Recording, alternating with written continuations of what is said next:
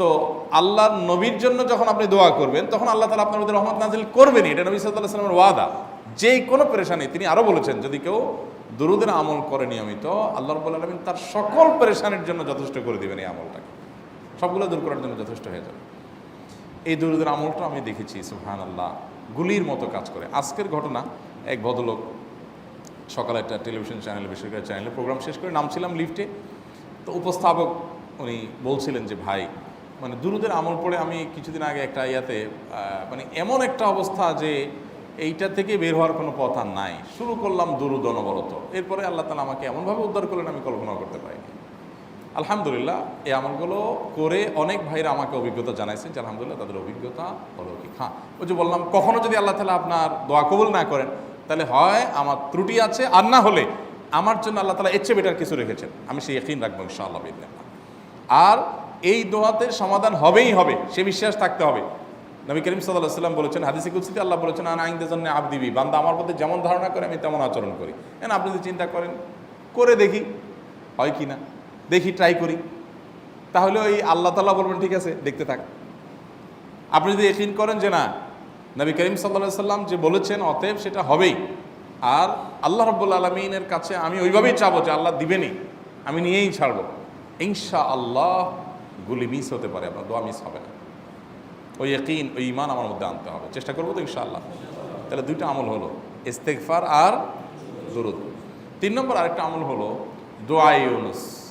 দোয়া ইউনুস, লা ইলাহা ইল্লা আন্ত সুবহানাক ইন্নী কুনতু মিনাজ জালিমিন। বেশি বেশি পড়তে থাকবেন, যখন বিপদে পড়বেন ইস্তেগফার আর দুরূদ পড়বেন সবচেয়ে বেশি, আর মাঝে মধ্যে দোয়া ইউনুস, লা ইলাহা ইল্লা আন্ত সুবহানাকা ইন্নী কুনতু মিনাজ জালিমিন। আল্লাহ সুবহানাহু ওয়া তাআলা কোরআনে কারিমে এই দোয়ার পরে বলেছেন ওয়া কাযালিকা নুনজিল মুমিনিন।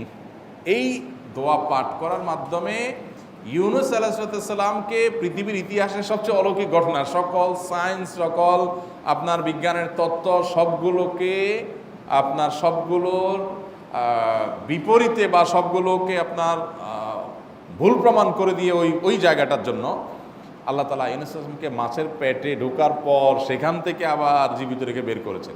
অক্সিজেন অভাবে তো সেখানে এমনি মারা যাওয়ার কথা, আরও নানা কারণে মারা যাওয়ার কথা, তাই না? কিন্তু আল্লাহ তাআলা তাকে রক্ষা করেছেন, কারণ উনি ওই বিপদে পড়ার পর থেকে এইটা পড়তেছিলেন, লা ইলাহা ইল্লা আনতা সুবহানাকা ইন্নী কুনতু মিনাজ জালিমিন। তো আল্লাহ তাআলা কোরআনে বলেছেন এটা ইউনুস, তার নবী ইউনুস আলাইহিস সালামকে আল্লাহ তাআলা এর মাধ্যমে রক্ষা করেছেন, সেটা তার জন্য খাস না, এটা তার জন্য স্পেশাল না, বরং আল্লাহ বলেছেন ওয়া কাযালিকা নুনজিল মুমিনিন, এটা দিয়ে আমি তাকে রক্ষা করেছি, একইভাবে ঈমানদারদেরকেও এইটার মাধ্যমে রক্ষা করব। এটা বড় অস্ত্র পেয়ে গেলাম। দোয়া ইউনুস বেশি বেশি পড়বো ইনশাআল্লাহ, লা ইলাহা ইল্লা আনতা সুবহানাকা ইন্নী। আমার দেশে আবার দেখা যায় বিপদ হয়ে গেলে তখন হুজুর ভাড়া করে যে ভাই আপনারা সবাই মিলে এটা 1 লাখ বার পড়ে দেন, 1.25 লাখ বার পড়ে দেন, টাকা দিব আপনারা পড়ে দেন। আপনারটা আপনি পড়বেন ভাই, হুজুরদের কাছে দোয়া চান সমস্যা নাই, আর হুজুরদেরকে খাটায়া টাকা দিবেন কেন, এমনি টাকা দিবেন না দিয়া। আর এই দোয়া নিজে নিজে করতে থাকবেন।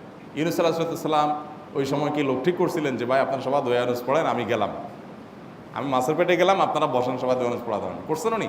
ওনারটা উনি করছেন, তো আপনারটা আপনি শুরু করবেন দোয়া ইউনুস না। 4 নম্বর আমল হলো ইয়া যাল জালালি ওয়াল ইকরাম, এটা বিশেষ করে পাঠ করবেন। নবী করিম সাল্লাল্লাহু আলাইহি ওয়াসাল্লাম বলেছেন আলিজু বিয়া যাল জালালি ওয়াল ইকরাম, ইয়া যাল জালালি ওয়াল ইকরাম এইটাকে তোমরা আঁকড়ে ধরবে।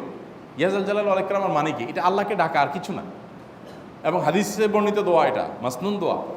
ইয়া যাল জালালি ওয়াল ইকরাম মানে হে মহা ক্ষমতার অধিকারী, প্রতাপশালী এবং সম্মানের মালিক, এটা বলার মানে হলো আল্লাহর কাছে নিবেদন করা, যেহেতু আপনার প্রতাপ আছে, আপনার জালাল আছে, আপনার বড়ত্ব আছে, হে বড়ত্বের অধিকারী এবং হে সম্মানের অধিকারী, আপনার যেহেতু আল্লাহ তাআলা এটা, আপনার যদি এটা আছে, অতএব হে আল্লাহ আপনি আমাকে এটা দান করুন, আপনার সেখান থেকে আমার প্রতি রহম করুন, আপনার সেখান থেকে আমাকে, আপনার বড়ত্ব থেকে আমাকে আপনি হেফাজত করুন, আপনার একরাম থেকে আমাকে আপনি, তা দিয়ে আপনি আমাকে রহম করুন।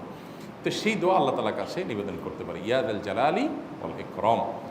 এর পাশাপাশি তাহাজ্জুদের নামাজ এবং যে কোনো নফল নামাজ, কারণ নবী সাল্লাল্লাহু আলাইহি সাল্লাম ইজা হাজাবাহু আমরুন সাল্লা, নবীজি সাল্লাল্লাহু আলাইহি সাল্লামের কোনো পেরেশানি শুরু হলে আগে ওযু করে 2 রাকাত নামাজ পড়তেন, ওযু করে 2 রাকাত নামাজ পড়তেন। আমাদের যখন পেটে ব্যথা শুরু হয় আগে কার কথা মনে পড়ে? ডাক্তারের কথা মনে পড়ে। যখন গায়ে জ্বর আসে সবার আগে মনে পড়ে কিসের কথা? নাপা নাপা, ঠিক না? জ্বর আসছে গায়ে, সবার আগে আমরা কি চিন্তা করি? নাপা। নাপা আপনি চিন্তা করেন, খান, নিষেধ না তো, ওষুধ গ্রহণ করা সুন্নত। নবী সাল্লাল্লাহু আলাইহি ওয়াসাল্লাম নির্দেশ করেছেন ওষুধ সেবন করতে, আপনি করেন, ভালো কথা। কিন্তু ইমানদার সব কিছুর আগে, ব্যথা আসছে তাহলে ব্যথার জন্য একটা ওষুধ দোয়া শিখেছেন, দোয়াটা আগে করবে, পাশাপাশি ওইটা করবে। এলো ইমানদারের কাজ। আমরা আজকাল ইমান থেকে অনেক দূরে সরে গেছি। আল্লাহ আমাদের সেই ইয়াকিন দান করুন। তাহাজ্জুদের সময় দোয়া, অনেক বেশি দোয়া কবুল হয়। তাহলে 4টা আমল ইনশাআল্লাহ আপনাকে এই ভয়াবহ বিপদ থেকে উদ্ধার করার জন্য সাহায্য করবে ইনশাআল্লাহ। সেই ইয়াকিন নিয়ে করবেন। সেই সাথে as-সাদকা তারদুল বালা, দান সদকা করা, অন্যান্য যে আমলগুলো আছে টুকটাক সেগুলোর সাথে সাথে চালানো। বাকি এই 4টাকে বেসিক্যালি একটু জোরভাবে করতে থাকুন।